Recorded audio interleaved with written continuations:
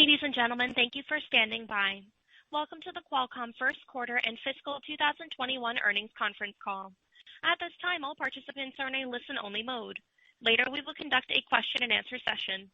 If you would like to ask a question during this time, press star, then the number 1 on your telephone keypad. To withdraw your question, press star, then the number 2. If you're using a speakerphone, please pick up your handset before pressing the numbers. Please limit your questions to 1 question and 1 follow-up. As a reminder, this conference is being recorded February 3rd, 2021.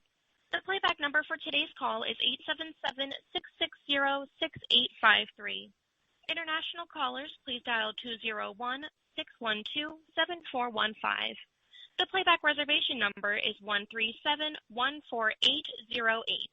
I would now like to turn the call over to Mauricio Lopez-Hodoyan, Vice President of Investor Relations.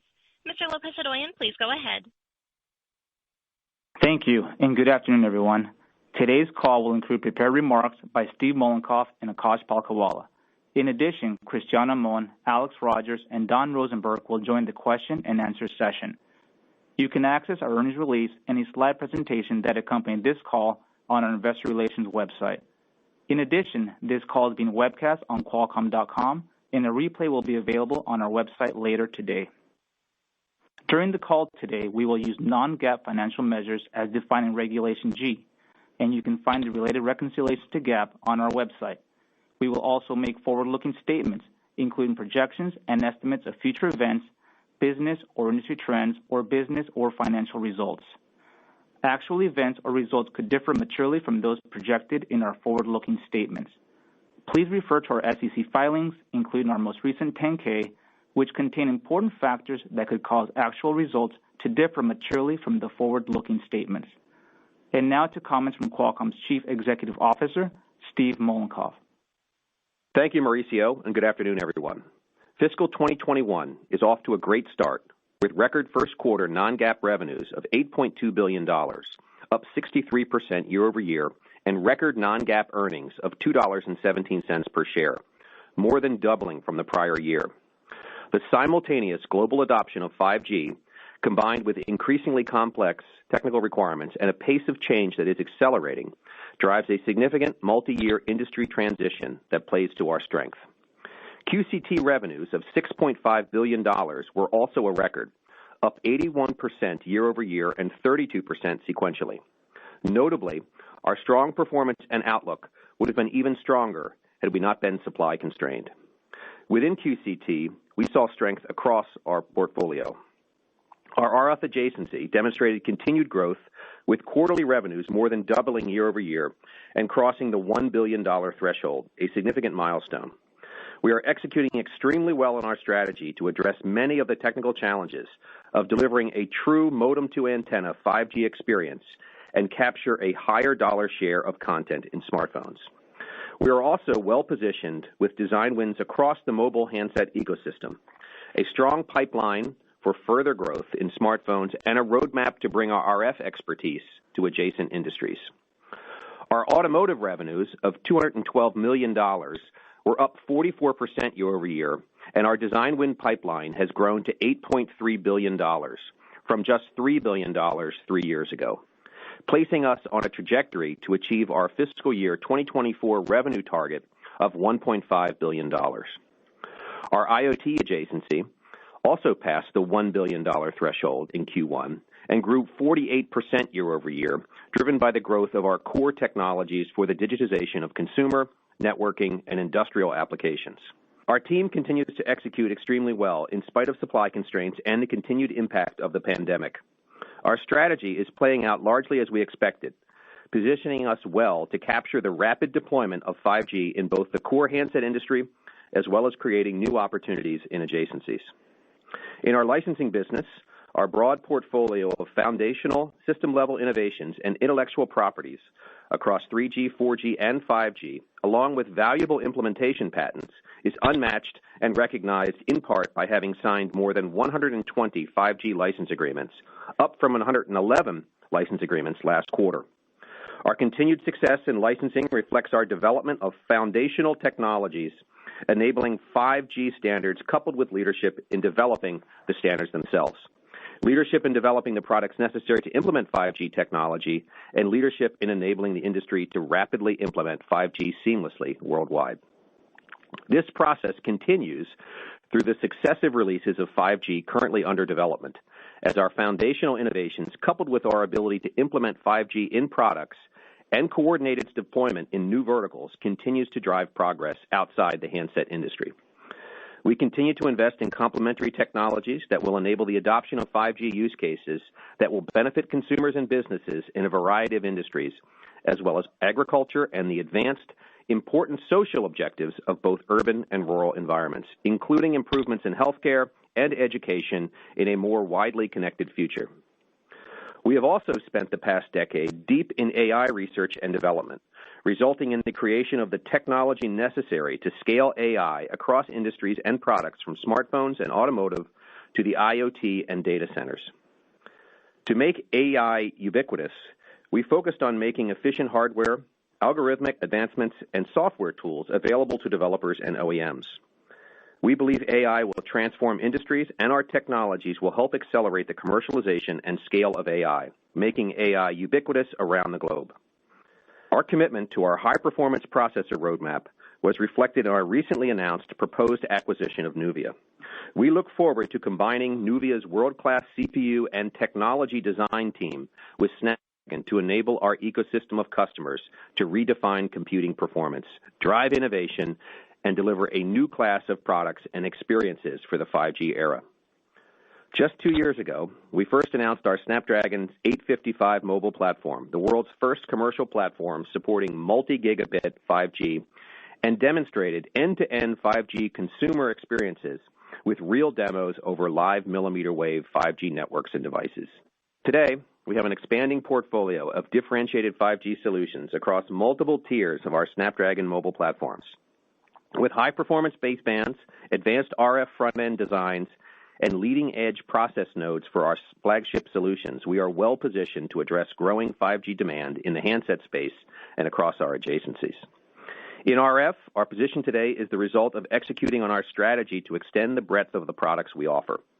In just a few years, we have emerged as one of the largest RF suppliers in the smartphone ecosystem, with a long-term roadmap supporting 4G and 5G sub-6 bands, in addition to 5G millimeter bands, enabling us to expand our RF leadership into end product applications.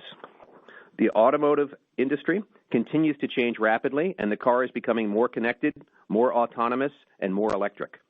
As these trends disrupt the industry, 5G connectivity and new experiences and user demands, such as always connected digital cabins for infotainment, real-time navigation, and entertainment, are becoming the new standard.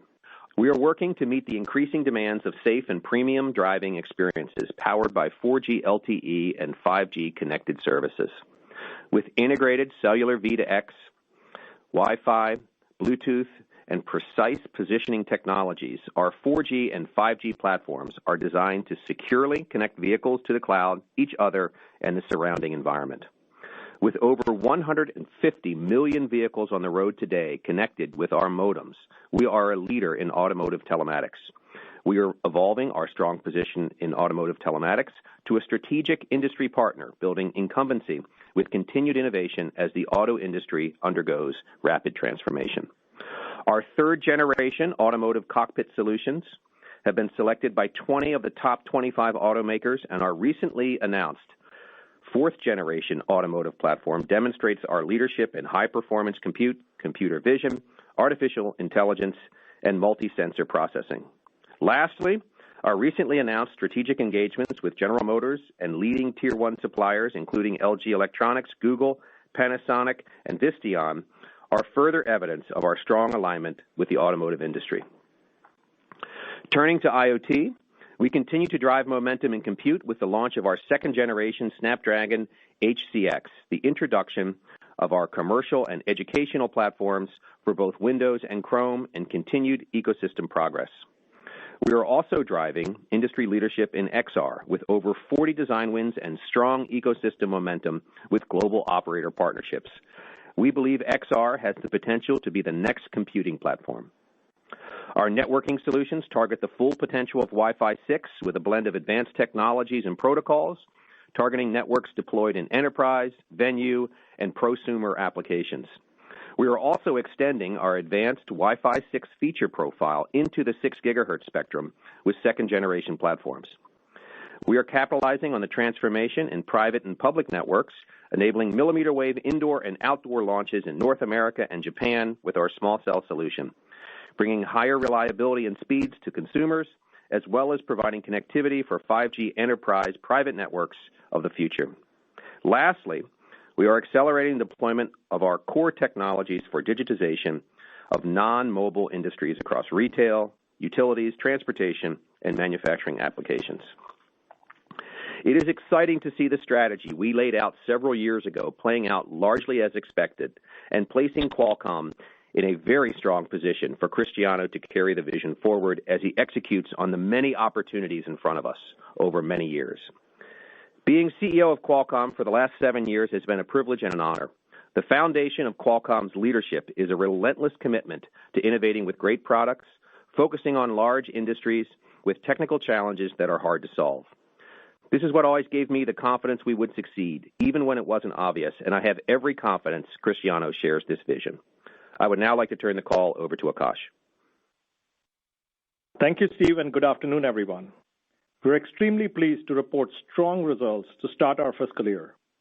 We delivered a record first quarter with non-GAAP revenues of $8.2 billion and non-GAAP EPS of $2.17, which was above the high end of the strong guidance we provided at the beginning of the quarter. These results reflect year-over-year increases of 63% and 119% in revenues and EPS respectively, driven by strength across QTL and QCT. In QTL, we recorded revenues of $1.66 billion, up 18% year-over-year, and EBT margins of 77%. In the December quarter, we saw a year-over-year reduction of 7% in global 3G, 4G, 5G handset shipments compared to our planning assumption of a 5% reduction, reflecting the impact of COVID and softness in the domestic China shipments. In QCT, we delivered record results with revenues of $6.5 billion, up 32% sequentially and 81% year-over-year.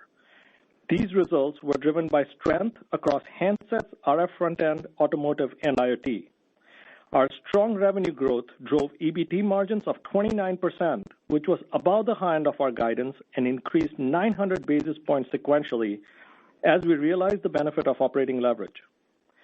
We're also pleased with our continued diversification as we delivered record revenues in RF front-end, automotive, and IoT.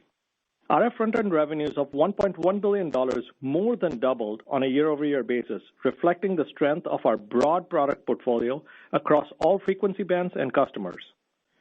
Automotive revenues of $212 million grew 44% year-over-year as our telematics and digital cockpit products continue to benefit from the industry rebound. In IoT, revenues grew 48% year-over-year to $1 billion across consumer, networking, and industrial applications, driven by an acceleration in demand for our products and technologies. Our non-GAAP combined R&D and SG&A expenses of $1.78 billion was lower than our previous estimate, primarily due to the timing of certain R&D expenses within the fiscal year. Turning to 5G adoption. We estimate approximately 225 million 5G handsets in calendar 2020 and forecast 450 to 550 million units in calendar 2021. We're extremely pleased by the adoption of our 5G chipsets across OEM partners with over 800 designs using 5G modem and RF solutions. Our recently announced 5G premium tier mobile platform, the Snapdragon 888, already has over 120 design wins. We now have 5G offerings across several tiers, from our premium tier Snapdragon 888 to our recently announced Snapdragon 480, all capable of supporting millimeter wave. For global 3G, 4G, 5G handsets, we estimate that shipments declined 12% on a year-over-year basis in calendar 2020. In calendar 2021, we expect total handsets to grow in high single digits year-over-year. This assumes an impact from COVID in the first half, consistent with the exit rate of 2020, and a recovery in the second half. In addition, QCT's addressable market will expand to include Huawei's existing share which is estimated to be approximately 16% of total handsets in 2019. Turning to our second quarter guidance, we're forecasting revenues of $7.2 to $8 billion and non-GAAP EPS of $1.55 to $1.75, a year-over-year increase of 46% and 88% respectively at the midpoints. In QTL, we estimate revenues of $1.25 to $1.45 billion and EBT margins of 66 to 70%. This is in line with normal seasonality following the strong holiday quarter and reflects the slightly lower handset forecast I previously outlined. In QCT, we expect revenues of $6 to $6.5 billion, up 52% year-over-year, and EBT margins of 23 to 25%, reflecting EBT dollar growth of 125% versus the year-ago quarter. Consistent with historical trends, we estimate non-GAAP combined R&D and SG&A expenses to be up 5 to 6% sequentially due to normal calendar year resets for certain employee-related costs. We estimate that the pending acquisition of Nuvia will increase fiscal 21 non-GAAP combined R&D and SG&A expenses by approximately $100 million, a portion of which is contemplated in our second quarter guidance. Looking forward to the third fiscal quarter, we estimate QTL revenues to be in a similar range as our second quarter guidance and expect QCT earnings to double on a year-over-year basis. This forecast contemplates the current seasonality of the QCT business following the strength in the first half of the fiscal year, which was driven by 5G flagship launches, including Apple, the holiday season, and Chinese New Year. In addition, we're seeing demand significantly outpacing supply given the constraints affecting the industry. Beyond the third quarter, we continue to forecast strong growth across QCT, driven by new device launches, design win traction, and strength in our adjacent platforms. Lastly, we launched our latest annual corporate responsibility and ESG report yesterday, which is now available on our website. I'm pleased to share that we have successfully met or exceeded our 2020 goals and have disclosed 2025 targets focused across key areas of diversity and inclusion, purposeful innovation, and reducing our carbon footprint. We continue to respond to the expectations of our stakeholders to disclose ESG information in alignment with international standards. Before I finish my prepared remarks, I want to thank our employees for their continued hard work and focused execution. I'll now turn the call back to Mauricio. Thank you, Kash. Operator, we're now ready for questions. Thank you. To queue a question, press star, then the number 1. To withdraw your question, press star 2. If you're using a speakerphone, please pick up your handset before pressing the numbers. One moment, please, for the first question. Our first question comes from Samik Chatterjee with JP Morgan. Please proceed with your question. Hi, thanks for taking my question. And before I ask my question, congratulations to both Steve and Cristiano. So if I can just start off with the seasonality here, I think what you're guiding to for the QCT segment is a mid-single-digit decline seasonally in revenues versus more of a mid-teens decline in QTL. Can you just help us understand the drivers, what's causing that difference? And I think that's leading to some concerns in investors today that the sell-in of chips is greater than the sell-through pace and leading to some inventory build. So I just wanted to see if you can address that as well. Yeah, hi Samik, this is Akash. We're not seeing any significant inventory build in the channel, so let me just maybe clarify that to start with. If you think about QTL revenues sequentially from December quarter to March quarter, we've talked about seasonality in that business consistently in the past, and so our guidance really reflects that. So it's no different than kind of the shape of the year that you generally see in the handset market and mix of OEMs being reflected in the dollars. So in the past, we talked about 1.7 billion midpoint going to 1.4 from December to March, and what we are guiding is we came in just below the midpoint in the December quarter, and we're guiding similarly just below the 1.4 for the March quarter. So that's the message on QTL. On QCT, clearly with Apple now in our revenue stream, there's a different seasonality than we've had in the past, and so you see kind of that becoming a factor. But when you remove that, our seasonality is actually extremely strong with significant growth from December to March quarter, and really strength across not just mobile platform with the launch of our Snapdragon 888 chipset, but also across RFFE, auto, and IoT being strong as well. So it's really strength across the board. And what you see in the numbers is the seasonality of the revenue profile showing up. Okay, got it. If I can quickly follow up, I think historically, before the U.S. restrictions came into place, you've talked about Huawei not really being material in terms of contribution to earnings, even though you had some MSM shipments there. Do you see a likely change or any material change post the restructuring of that business, where there's a part of the business sold to Honor brand, and I think there are also some restructurings going on for the Huawei brand. Any changes that could lead to?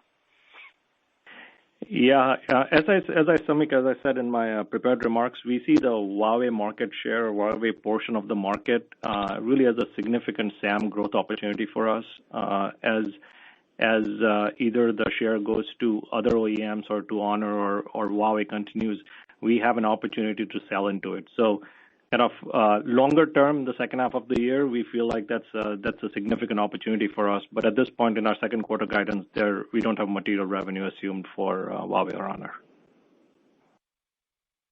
Thank you. Our next question comes from Mike Walkley with Canaccord Genuity. Please proceed with your question. Great, thanks. And it's my best to Steve for navigating some tough times, and best wishes to Cristiano also. My question, I guess, just focusing on the margin front, really strong margins on QCT. I know there's some seasonality into Q1 and increased costs, but, given the strong margins to start the year, Akash, how should we think about margin trends over time as you leverage and harvest that 5G investment? Yeah, so thanks, Mike, for that question. Very happy with the QCT margins in the December quarter. I mean, really at 29% operating margins, and gross margins were extremely strong as well, and contributing to the strength in the operating margin profile. So very happy to see that. Really, when you look forward, there are a couple factors driving our margin profile. Overall, from a gross margin perspective, there really isn't a specific trend. As we've said in the past, we feel like we have the ability to hold margins in consistent with our recent history, and potential upside opportunity to grow it. And so we still have the same view. And operating margin will then just become kind of something that falls out based on the revenue profile. But just kind of when you abstract out the seasonality, we're pretty happy that we set a target at Analyst Day about 15 months ago, and we're on our way to meeting and exceeding what we set out.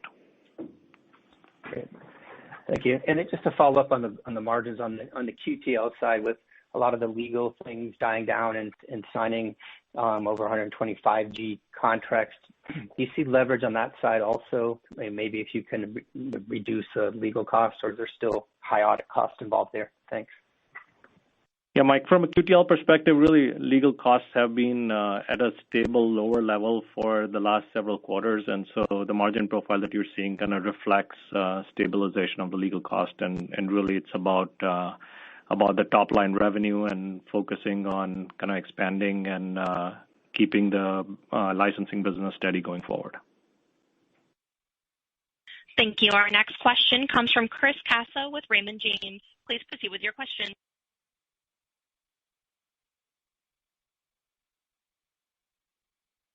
Chris, your line is live. You may proceed with your questions. Hi, excuse me. Thank you. So for my first question, I wish you could address the shortages. And obviously it's something we've heard from a number of others in the industry this quarter. Can you talk about the extent to it? And in your opening remarks, you mentioned that revenue would have been higher if not for the shortages. Could you help us to quantify that some, and then perhaps talk about the next couple of quarters, how that may play out if you recapture some of the business that you weren't able to ship in the December quarter, and how that proceeds? Hi, Chris. This is Cristiano. Yeah, happy to address.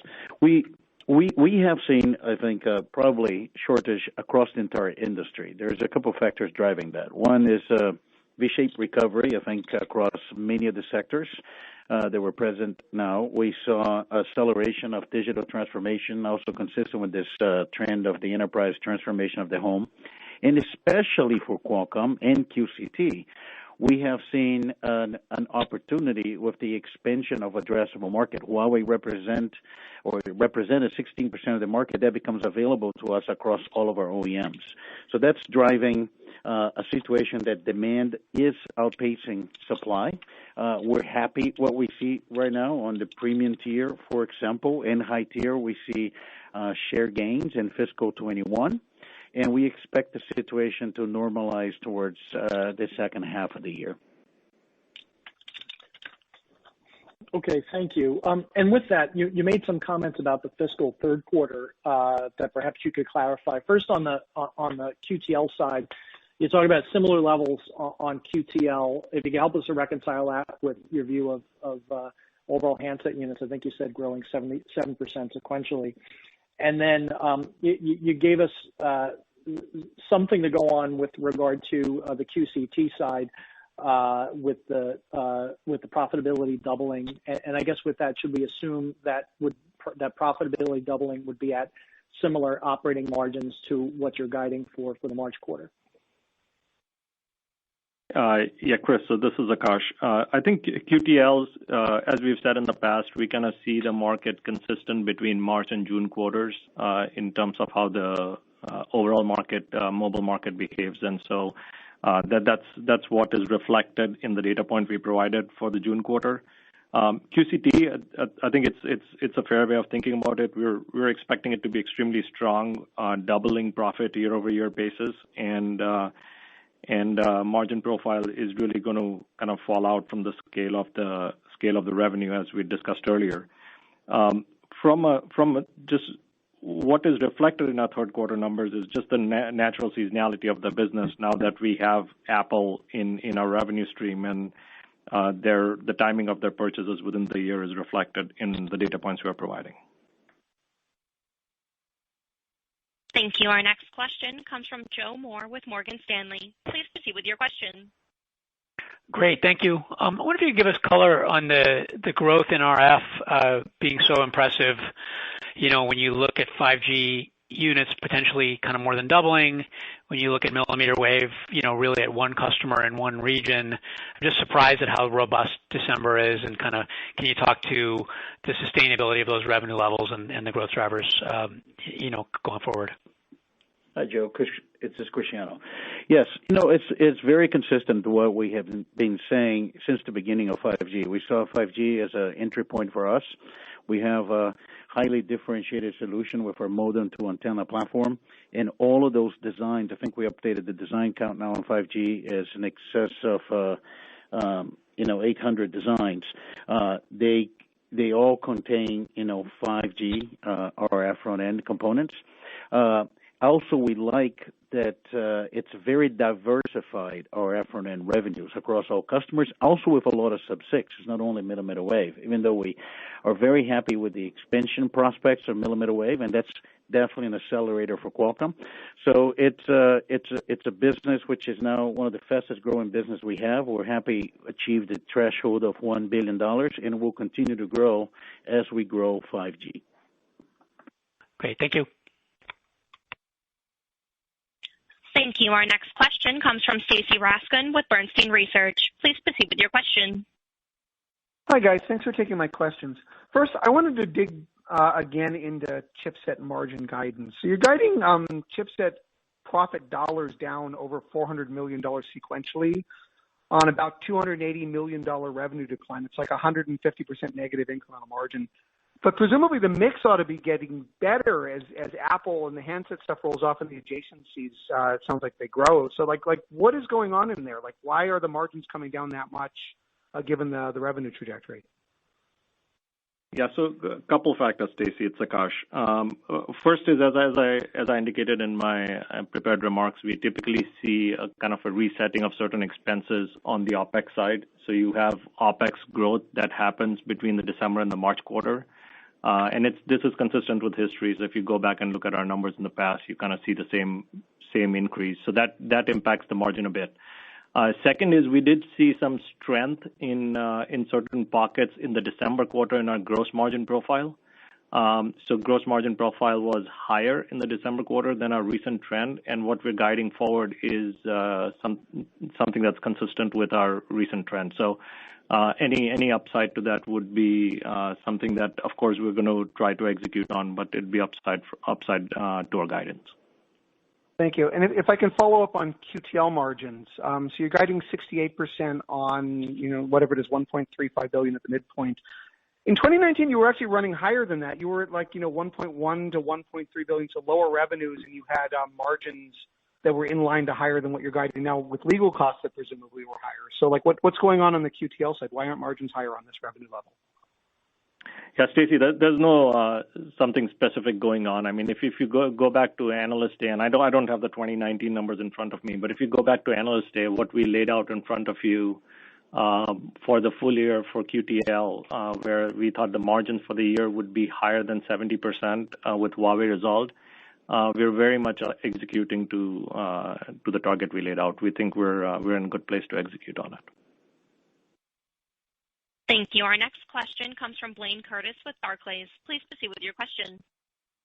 Hey, thanks for taking my question. Just revisiting on the margin side, given the shortages you're seeing, and just if you just comment on your input costs and whether that's kind of rolled in yet or whether that's an impact kind of going forward to QCT margins. Yeah, I think, Blaine, as you'd expect, a lot of our conversations with the customers and suppliers are around how we address supply, and our agreements on price generally tend to be longer term. So really, that's where we are focused on is kind of being good partners to our customers and focusing on supply. Margin is consistent with our recent history, and that's what's reflected in the guidance. Thanks. And then just for the June quarter, the doubling of QCT profits, I think obviously the new large customer, you may be seasonally down there. Just on the Android side, that's typically a stronger quarter, particularly if the market's going to double. So just kind of the moving pieces, because it looks like QCT would be down sequentially from March to June to skip that doubling of profits. So just any perspective on your outlook at Android within that. Yeah, Blaine, there isn't a specific trend that I'd like to point out there. I think the strength of our business remains consistent between the quarters on Android. Yeah, maybe this, Cristiano. I just want to add a small data point.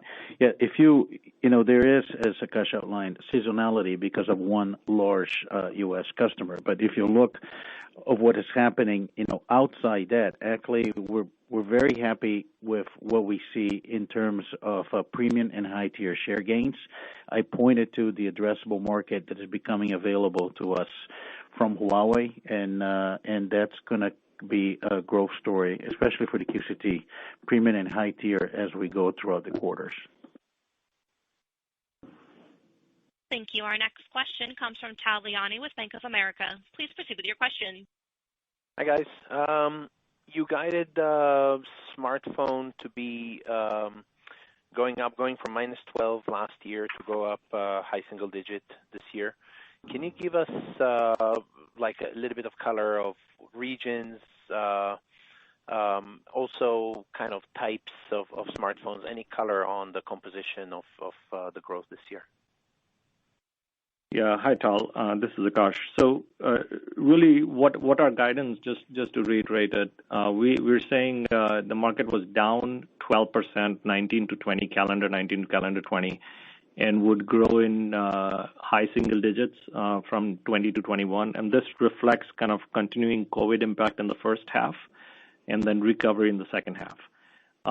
Really within that market, what's the critical driver for us is how 5G plays out. And so if you look at our 5G forecast, we're expecting it to go up from 225 million in calendar 20 to a midpoint of 500 million. So very strong growth, and that's kind of the key driver for us in terms of how our revenue expands on the chip side.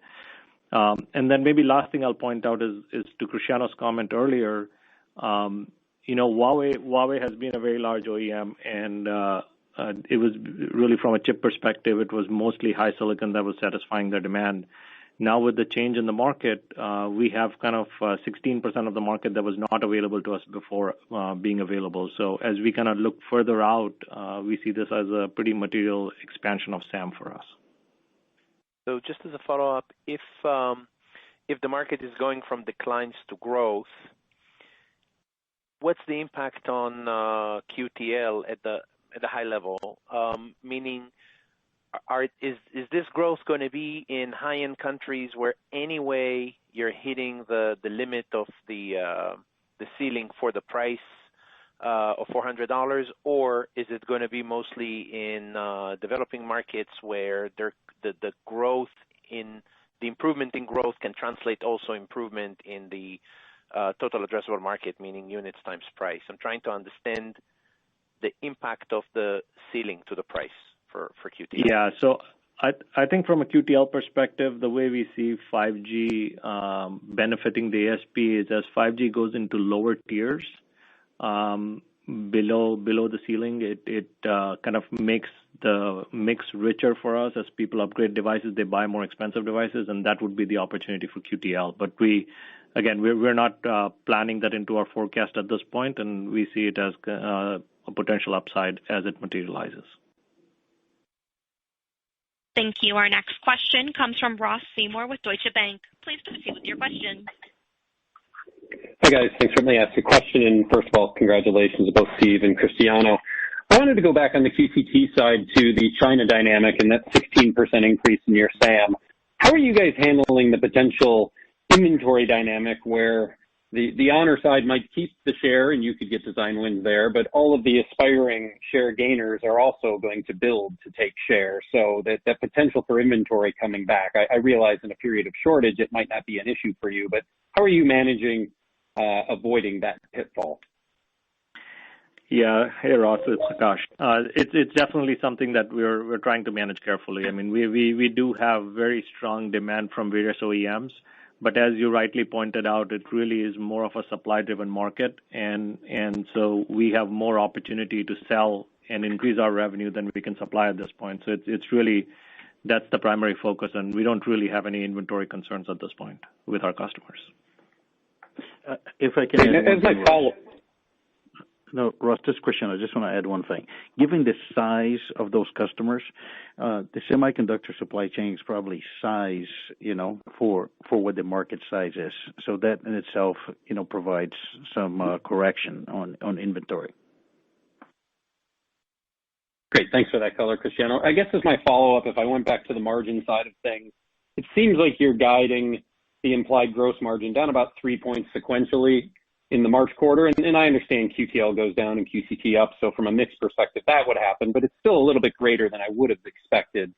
You answered in the prior question, Akash, a little bit about a normalization that you're assuming there. I wanted to dive a little into what was driving the upside in the December quarter, and why would that change going into the March quarter? Yeah, so I think, Ross, it was the December quarter upside was just driven by mix across businesses, and we have certain customers who made purchases earlier than they would usually purchase. So it's just more operational mix that drove the upside, and so we're not forecasting that at this point going forward. Thank you. Thank you. Our next question comes from Matt Ramsey with Cowen. Please proceed with your question. Yes, thank you. Good afternoon, guys. For my first question, I think a number of folks have asked about this 16% of the market that was Huawei that's now available to you. And I think you guys all answered about potential inventory builds up to this point. But no secret that Huawei had been building finished goods and semiconductor inventories going into this situation. Cristiano, any thoughts as to how long they can remain in the market and when that opportunity for share shift may present itself to you guys from a timing perspective? Thanks. Hi, Matt. Thanks for your question. Look, we measure those things based on the design activity and why we can really predict how much inventory they have, especially on the high and premium tiers, whether you get range through a carrier, in the portfolio, or you get range in the retailer. The market's already moving. And as I said earlier, we've seen very strong design activity. We are in a positive position because we're very well hedged.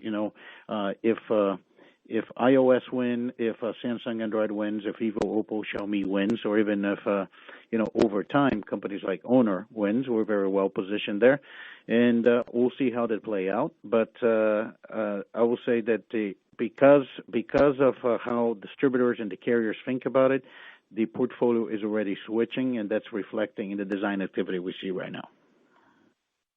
Got it. Thank you for that. I guess an unrelated follow-up question. I was interested in the acquisition of Nuvia. The team had made some changes on the CPU side a few years ago to be, I think, more dependent on, I guess, licensed cores directly from ARM for the Snapdragon portfolio. And I wonder what the acquisition of Nuvia might signal around your intentions there, number one, and number two, about ambitions into markets that include Chromebooks, notebooks, 5G connected consumer devices, et cetera. If there's any comments there on the TAM, Akash, that would be helpful. Thank you. So Matt, let me just start, and I will shift to Akash to talk about the TAM. We're very excited about that acquisition, and it's probably very clear. If you look on the announcement we made, one thing that it was really incredible is the support we receive from the mobile ecosystem. Every single OEM was there, with the exception of two, which it doesn't really apply to them. And then you have the entire computing app ecosystem there, both across the Windows and Chrome. For us, it basically reflects this view that we had of full conversions between mobile and computing. I think we're in the very beginning of that with our Windows on Snapdragon program, and create opportunities for us to do a step function, increase in performance with the power advantage of Qualcomm, both across premium smartphones as well as the computing segment, and that is likely to be a key differentiation for Qualcomm going forward. And really, if you think about the addressable market for the PC and the Chromebooks market, this is over a couple 100 million of units, right? So it's a very large market, and what's really important for us is to be able to combine leading CPU technology along with the other assets that we have in mobile, and address this market in a differentiated fashion. And so we feel pretty good about our ability to do that. I'll also say the CPU has a lot of implications outside mobile phones and PC market, along with into auto and IoT as well. So it's an asset that's going to be broadly relevant to the end markets we pursue. Thank you. Our next question comes from Mitch Steves with RBC Capital Markets. Please proceed with your question. Hey, congratulations, guys. I just had a couple questions here, just kind of circling back to the inventory thing, kind of looking at the full year. So maybe first, how does Qualcomm kind of mitigate the idea that some people are overbuilding on the smartphone side, trying to gain share from Huawei, and we're going to have a back half kind of drop off? And then secondly, maybe a better way to ask this question, I know you guys don't give full year guidance, but if I look at the full year in terms of calendar year basis, what type of balance do you guys think the revenue is going to look like? Is it going to be more 45, 55%? Just how should a calendar year look like now that Apple is kind of a major customer for you guys? On the second question, if you just look at our profile of customers, right? As we go past the third quarter and go into the fourth quarter, we're going to have flagship devices being launched again, going all the way to the holiday season. So it does become a kind of a pretty area of strength as we go into September and December quarter, relative to June. So we are expecting revenues to grow significantly, not just in mobile, but then RF front end that goes with it, and then also in IoT and auto, we're continuing to see strength in the design win pipeline. So it's really across the board. And maybe to your first question, Mitch, maybe reiterating what we said before. We don't see, I think we heard a lot in this call about discrepancy between sell-in and sell-out. We don't see that. We actually see demand outpacing supply, and the supply availability is what's really regulating the market. So we're not too concerned about that at this point. I guess maybe if I can take this in. So I guess what do you think is causing that demand surge? Is it just 5G? I'm just curious as to what's giving you guys the confidence that continues for the rest of the year. Sorry, Mitch, can you repeat that question? So you guys are saying you're confident that demand is outstripping supply and the sell-through is fine. So I'm curious as to why you believe the demand is there and it's so significant versus prior cycles. Yes, Cristiano, let me address that again. It's a couple things, right? We have been saying, and I think that's been a key driver in QCT. We are growing on a market that grows single digit. We're growing fast in the market. It's both, I think, our expansion, into 5G as well as the addressable market that is expanding for us. The Huawei 16% example. That's one. The other one is we have seen good numbers on 5G. We for the calendar year we actually the range we went to the high end of the guide, which is 225 million 5G units, and our guide for 21. It's, I think, the upper side of the guide is in the 550. So the 5G transition is robust. Device ecosystem, has moved on, and we see an expansion of addressable market. That is all giving confidence. And the supply chain situation, as I said earlier, has been broad across the industry. It's not unique to handset. We also saw the acceleration of digital transformation across the industry and the V-shaped recovery, but it should get normalized towards the later part of 2021. Thank you. Our next question comes from the line of Brett Simpson with Arete Research. Please proceed with your question. Yeah, thanks very much. I just wanted to dig in a bit on the shortages that you flagged.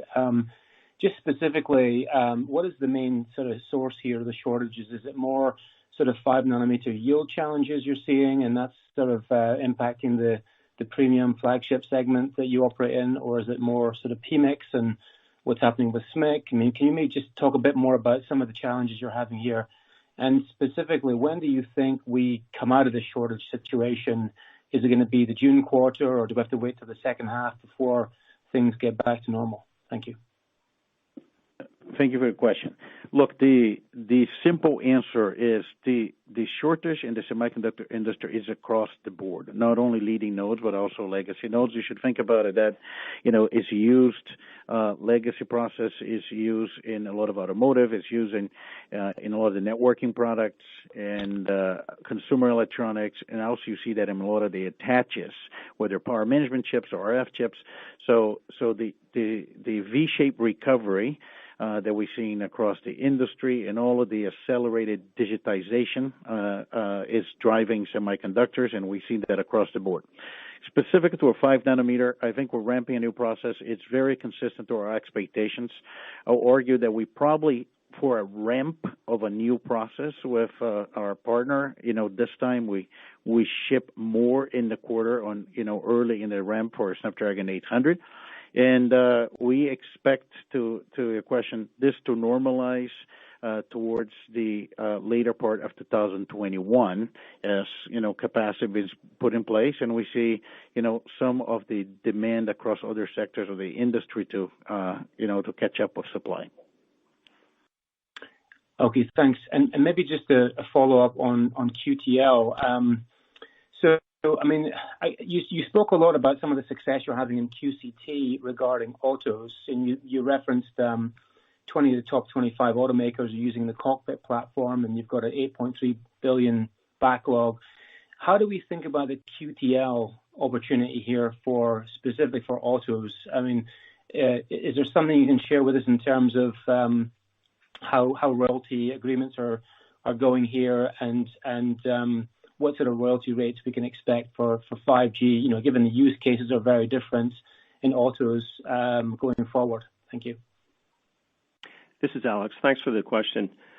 We've had a long-term licensing program in automotive telematics for 3G, 4G. We're actually having quite good success with our 5G licensing. Of course, not a lot of 5G units have hit the road yet. We haven't released details of the licensing program or the particular royalty structure at this point in time, but maybe at some point in the future. Thank you. Our next question comes from C.J. Muse with Evercore. Please proceed with your question. Yeah, good afternoon. Thank you for taking the question. I guess first question, with RF front end doubling calendar 20 versus calendar 19, curious if there's a framework that you could provide in thinking about the growth trajectory into 21. Obviously, you have 2 quarters now of Apple millimeter wave in there. Would love to hear any thoughts that you could provide in terms of how to think about the growth here in 21 and beyond, if you can. Yeah, hi CJ, it's Akash. At Analyst Day, we laid out kind of financial targets for the RF front end business. We said we want to be greater than 20% of an 18 billion market. We're very confident that we're on our way to achieving that in an accelerated fashion versus the timeline we'd laid out. So we'd said we'd get there in 22, and we feel like we're there, able to get there in an accelerated fashion. So pretty happy about that. Okay, that's helpful. And as my follow-up, you've had a number of questions, I guess, on the supply constraint front and EBT margins for QCT, but I guess I wanted to ask a little bit differently.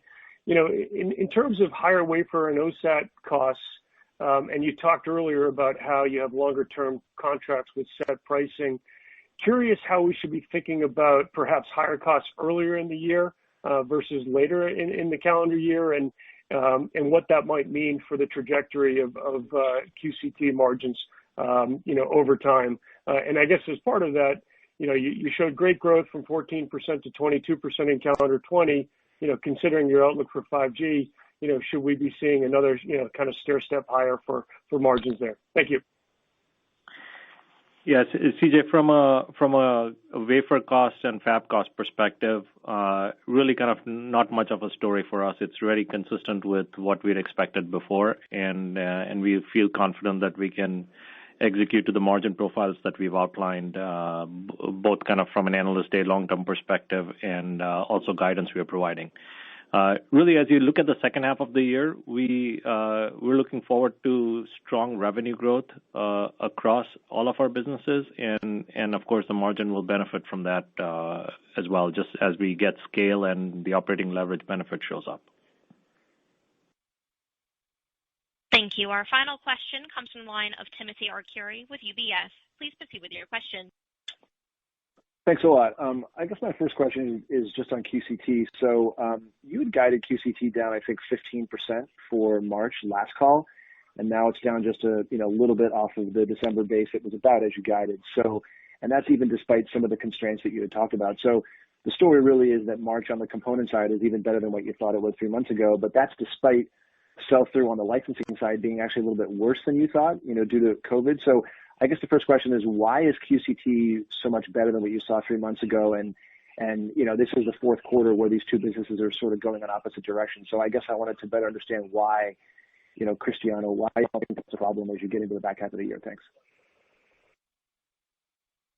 Tim, it's Akash. One of the key factors that kind of drives the two businesses going in different direction in this case is just timing of purchases by large customers. And so we saw some accelerated purchases going into the March quarter versus June. And so it's just, depending on how the inventory strategies play out for different customers, the timing makes an impact as to when we see the improvement in our financial performance. But underlying trend, there is no kind of specific story. It's just how things play out based on sell-through and timing of when people buy parts. Look, if I can add one thing just real quick. Also, maybe it's the beginning of this process, but, QCT is showing also other growth drivers, like the automotive growth driver, the IoT growth driver. So over time, as the business get more diversified, I think you're going to have probably less correlation between the two. Thanks. Thanks for that. And I guess my last question is on millimeter wave. So I guess the first 100 megahertz of C-band is going to clear at the end of this year, and it seems like the big U.S. carrier that was kind of driving that is going to maybe shift some of their capex over to build out C-band in the next 2 years. I know some of the other U.S. carriers are talking about building out, millimeter wave in 2023 and beyond. Can you just talk about the pace of adoption for millimeter wave? Obviously, you have a lot of leverage there.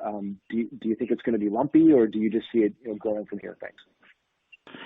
Hi, this is Cristiano. Look, we are very pleased with what we're seeing in millimeter wave. As we restate what we said, I think you need millimeter wave for the full potential of 5G, and especially as you look at some of the more advanced applications beyond smartphones. Millimeter wave continue to be a requirement for the premium devices in the United States. We're very pleased to see that one of our large, customer had brought millimeter wave, across all price points of their devices. In this quarter, we saw Germany with the auction rules, starting for millimeter wave at 26 gigahertz. And we continue to see activity indicating that China is likely to have millimeter wave for 2022. So we're happy what we see. It's progressing as we plan. And, as you said it correctly, millimeter wave is probably accelerator of our 1.5 multiplier in QCT. Thank you. That concludes today's question and answer session. Mr. Mullenkov, do you have anything further to add before adjourning the call? Yes, thank you. First of all, I want to thank folks who gave the kind words on the call. I know Cristiano feels the same way. This is actually, if I count correctly, my 50th earnings call. So I appreciate the hard work from the Qualcomm team making it a record. I look forward to seeing where the company goes. It's exceedingly well positioned. And thank you all for joining us today. Thank you.